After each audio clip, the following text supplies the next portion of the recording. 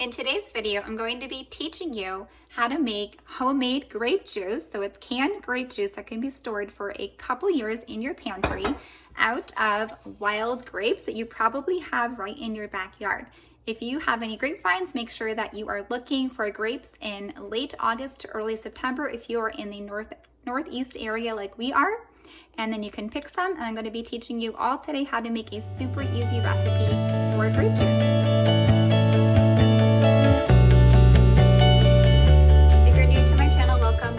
Melissa, and I love sharing natural tips with you to make your lives easier as you strive to live your own low toxin lives. And I also love to share clean swaps for your home makeup and skin. But today I'm sharing another passion of mine with you, and that is how to can and make homemade foods. So in order to make homemade grape juice, I'm just going to share a couple of things that you definitely are going to need today. Of course, you're going to need the wild grapes. Sometimes they can be super high up, so you might want to get a ladder or be standing in the back of the truck or something like that. Once you have the grapes, make sure you wash them, because I will warn you that sometimes they have a lot of spider webs and stuff like that. So separate them from the actual vine, take the leaves off, wash them. About 4 quarts of grapes. You are going to need a canner. This is not the one I'm going to be using, but this is how I'm going to be warming up my jars. It's always important to have really hot jars when you're canning. And you're going to need a big pot of water, which is going to be filling the grape juice, which I'll be talking all about. If you're new to canning, welcome. I'm going to be breaking this down into very simple steps, so don't be overwhelmed. Canning is super fun. Okay, besides that, you're going to need, I said, the jars. You always need the band and the lid. Make sure they're brand new and not have been used before. I'm using Ball brand today. There's other brands, of course, you can use. You're going to need a lot of sugar. This is like half a bag. This probably will be enough for today. It is organic cane sugar. I always recommend organic so you're not eating GMO sugar. You are going to need your canning tongs to reach and take the jars out of the canner when you're done. You're going to need a ladle, a half a cup measuring cup, and you're going to need a funnel, and I think that's it. This is my canner outside. You don't have to have it outside, but I just like doing it on my camp stove. Okay, so my next steps after my canning pot is starting to boil outside is making sure that my canning jars are also going to get hot so that there's no temperature fluctuation going from this to the actual canning pot. So I just go ahead and fill this up with super hot water. I also keep this pot on low to keep it as hot as possible. I also have my water boiling over here. This is the water that's going to be going into the jars, as well as the sugar and the grape juice. And then I always like to have my canning lids and my bands in a little saucepan filled with water, and not boiling, but just kind of simmering. You just want everything to be super hot when you're canning. Okay, so my hot water canning bath is about to boil outside, so we are ready to go. My water that I'm going to be putting in each grape juice quart jar is also ready to go. My grapes are washed. I have my sugar ready, so we are ready to start the process. Okay, so as you can see here, I am going to go ahead and take all of the water out of these jars. That was not like the cleanest water, so I'm going to go ahead and put it in a nice little pan there. And that's just so it's easier to carry it to wherever I'm carrying it. Again, you don't have to actually can outside, but I like to because I have a flat top, so I don't want to risk breaking my glass top. So I'm putting a half a cup of sugar, or sometimes a little bit less if you want less sweet of a grape juice. It's kind of like up to you with the taste. And it's organic sugar. And I'm putting that in the bottom of the quart jar. And then I'm filling up a 1 cup, actually that's a half a cup, so I'm filling it up twice for 1 cup of the grapes. Again, I've washed them and taken the stems off, and just filling that up. And it's okay if you have a little bit more, it's just going to be more of a grape flavor, so some of this is actually winging it, and that is totally okay. And then I'm going to go ahead and put my boiling clean water that's in the other pot that you see here in to fill it up all the way with my ladle here. It wasn't quite boiling actually, and that's okay. You just want it super hot. Again, you really just want to keep everything really hot when you're canning. And I'm filling it all the way, which is taking several times, as you can see. And there's my puppy. He's a golden retriever. He's about 9 months old. He's so cute. So it's almost there. You're gonna go ahead and make sure it's at the top there, right below the actual lid. It's the first ring down. So it's not quite at the top, it's the first ring down. You have a little bit of wiggle room there at the top.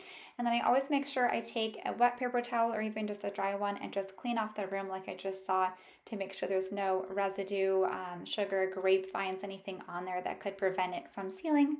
I'm actually taking a knife, as you can see, and just stirring it to start the process of the sugar to dissolve. And then that is a little tool that is super handy that just picks up the lid so you don't get burned. It's magnetic. And then making sure that the lid and the band is super tight. Okay, as you can see, my hot water canning bath is ready to boil. And sometimes it'll stop boiling once you put everything in because everything needs to get up to that temperature. And we're just going to set them in gently using my canning tongs. And yes, it is raining right now. It's a beautiful day in Pennsylvania. So I was able to make 5 quarts, not bad. And the other thing I wanted to say is that you want to make sure that the water is covering each of your canning quarts, your canning jars, by at least an inch. And then after everything is in, I'm actually going to go ahead and make sure, yep, it is on medium to low. And then once it is back to boiling, which it looks like it's quite close, but once it's back to boiling, I'm going to set my timer for 20 minutes and they're going to stay in for 20 minutes. So it's been 20 minutes of these boiling. I did have the lid on, which I don't think I showed you, but I turned the propane off, or you're going to turn your stove off, and I usually let them sit for a couple of minutes. It's okay if you don't though, and then you're just going to carefully again use your canning tongs. And I have, oh, looks like that one needs to get tightened, and that's okay. As long as it seals. We will see. If it doesn't seal, then we can always redo it and put the lid on. As you can see, the grape juice. Typically, that does not happen. That is more rare. I might have not tightened it. So, what I'm looking for after I take them out is to hear a popping noise within about 30 minutes. Is going to be a distinct pop, and that just means that the lid here has gone down and it is sealed, and that's what you want for it to be a long-term storage. If the lid is not down, then it has not sealed properly, and then eventually it will go bad. So be looking for that noise, and then you can of course test in a little bit.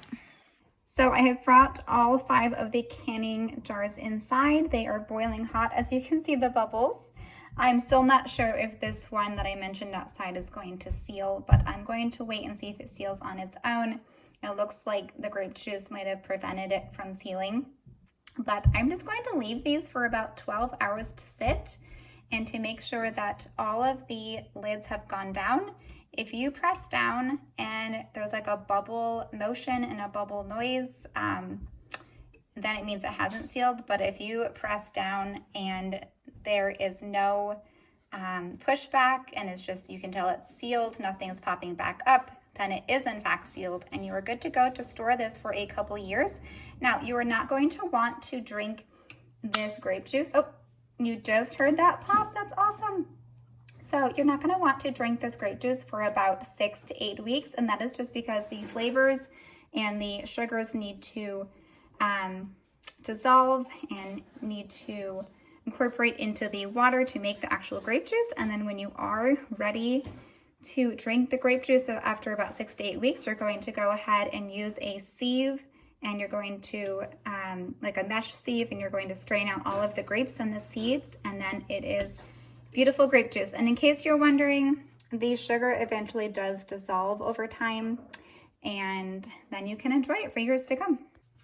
I hope this video has been helpful as you try to make your own grape juice for your family, and please let me know if you do so in the comments. I would love to hear how you like this recipe. I'm going to include some of the recipe notes and links in the show notes, and please don't forget to subscribe to my channel as well, and I hope you have a blessed day.